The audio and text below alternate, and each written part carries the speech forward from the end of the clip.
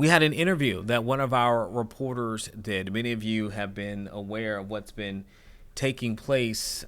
We talked earlier in this stream with meteorologist Craig Moeller and the efforts that were taking place in Jamaica to try to support people there. One group that does a lot of work in supporting people who are in their hardest times is Operation Blessing. And we had our reporter, Germyah Batey, who spoke with them just a few hours ago this morning about the efforts that they are doing to support people who are right now in need after getting hit hard in that. Let's go ahead and listen to that interview to glean into what they are doing to support those individuals. Walk me through how things been on the ground in Jamaica so far. It's been very intense. I mean, we landed. Uh, I'm not tracking count of the days, by the way. It's kind of blurry right now. But we have been here for already 3 days in ground zero. Montego Bay is one of the most affected areas where the eye of the hurricane passed through. So we see surrounding us is a population of 300,000 people, highly affected. You walk 5 minutes that way or this way, and you find communities that are totally devastated. So we're setting up right here. We set up already. This is our base of operations with a local church. It's a hub where we're setting up food distribution. We make hot meals here.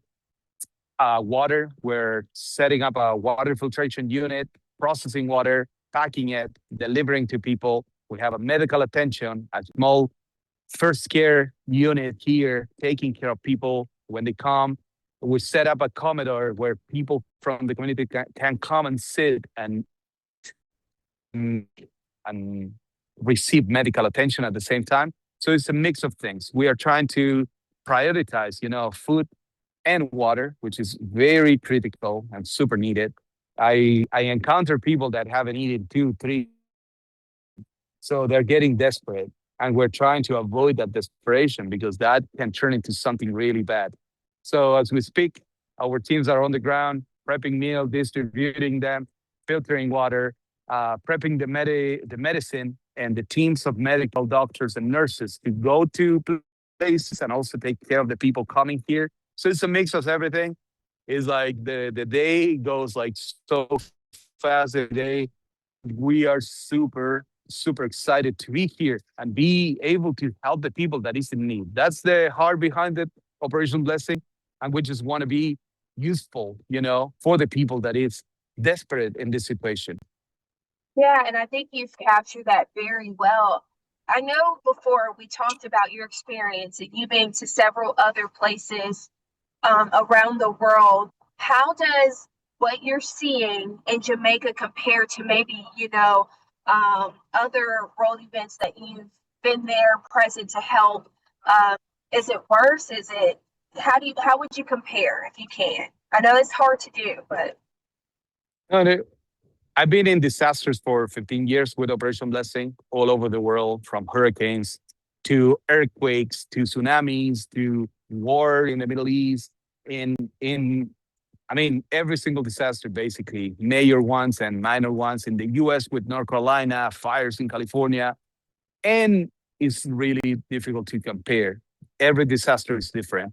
But I haven't found so much devastation since probably Dorian in the Bahamas. Very similar, all gone.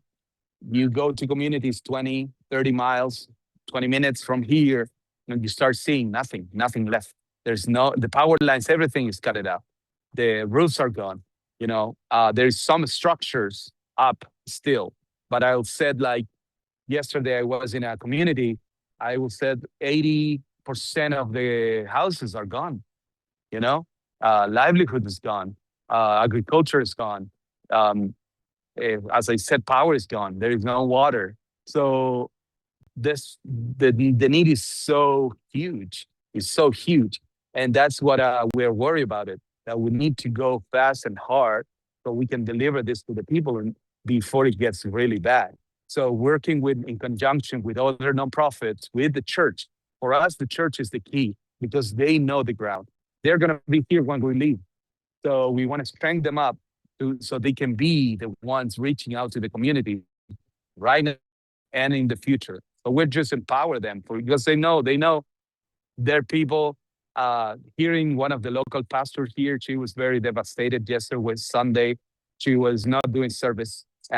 In only 3% of the church she's in touch with, kind of calculating. She was like, I don't even know where is everyone. There is no communication on the island and most of the affected areas. So that's something very terrifying a little bit because that sense of not knowing after 5 days, where is your community?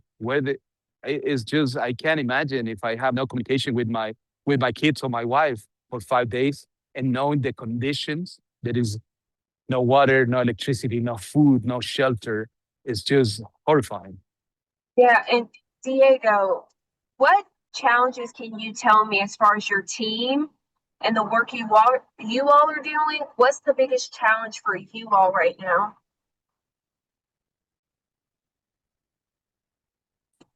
The biggest challenge that we're having right now is just to uh, escalate and mass produce what we're doing right now. We started with a couple hundred, then we hit 1,000 and something meals yesterday. We're trying to purify more and more water. So it's just taking it and escalating over production of food, production of water, our medical teams. We're mapping with another nonprofit the area where it's needed to deliver medicine and a medical attention. So it's just communication is key, and that's a challenge because everything is disrupted. Um, Having security, thanks to God, there is the local government is sending us local police and enforcement to protect us because things can get really heat up really quick. When people is desperate, after 5 days of no food, no water, people get very desperate. So I don't want to say more. I think you kind of imagine what desperation can cause if you have children, no food. It can get out of hands really quick. So there is multiple layers of challenges, and thanks God we've been, you know, working one at a time. And yesterday, I asked my team, "How do you feel about this mission? Tell me what is your percentage of?" And most of them they said from 80% and up, positive, because we have what we need. We just need to keep pushing to escalate this to help more people.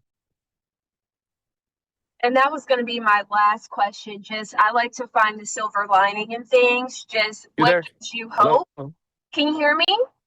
It says my connection is A little bit. You're breaking. You're okay. breaking up. I'll try to You're ask breaking up. this. If you can't hear it, it's okay. Can you hear me now clearly? Can you hear me I okay? can. It's a little delay. Okay. You Yes. kind of already hit it on the head. The silver lining of it all.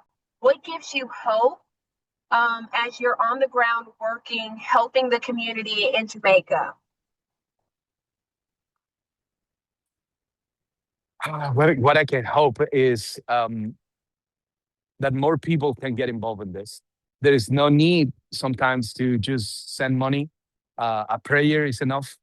Uh, a call to someone that you know that is Jamaican maybe or was in the island. If you can donate to Operation Blessing, take care of that money, help people here. There's multiple ways to help always. And, not all the time money is needed. Uh, just being there, knowing that and letting the people know that you care, that you can pray for them, write a letter, do some volunteer with organizations. There is multiple ways to give your time, effort, prayer, money. So be present, be for them in this horrific time. They're calling it the storm, the hurricane of the century. So it is really bad.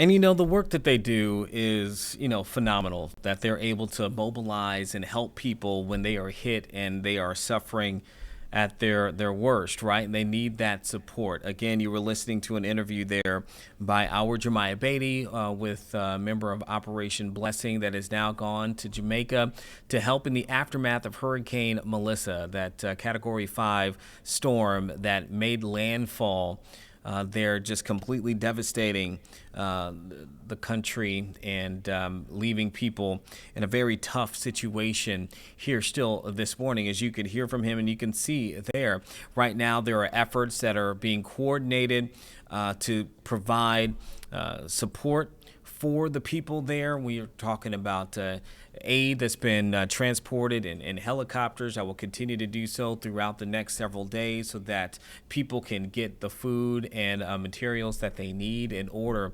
to make do right now. We know that 28 people have been confirmed dead after this storm. Absolutely tragic. That number could rise as recovery efforts continue and people are able to get into some of the spaces that are the hardest to get into after this storm. But a lot of people have been left without power. And you can see even in that video there, Sarah, just the dangling of the power lines. I was telling you and Craig earlier about my sister's husband's family. He is Jamaican born and raised, and the family as well, a lot of them in Jamaica. And it was hard to contact family members in the days after this storm. And for a lot of people, that was their story as well, particularly for those, including Americans who were there on the island who could not get out. I saw that we had multiple reports last week of people right here in Hampton Roads who were unable to catch a flight because they had shut down all of the flights, the airports, for people to get out. And so a lot of people had to just stay put and man through this storm and had not been able to really communicate for some time. But those efforts, again, are underway. We even have Virginia Task Force 1 that's here within our area. They are on the ground. Task Force 2, yeah, Virginia Task Force 2, that's on the ground. They are supporting efforts. Task Force 2 isn't on the ground. It's Task Force 1 out of Fairfax. Okay, so Task Force 1 is out of Fairfax and Task Force 2 is here in Virginia Beach. My bad for that, but they are supporting.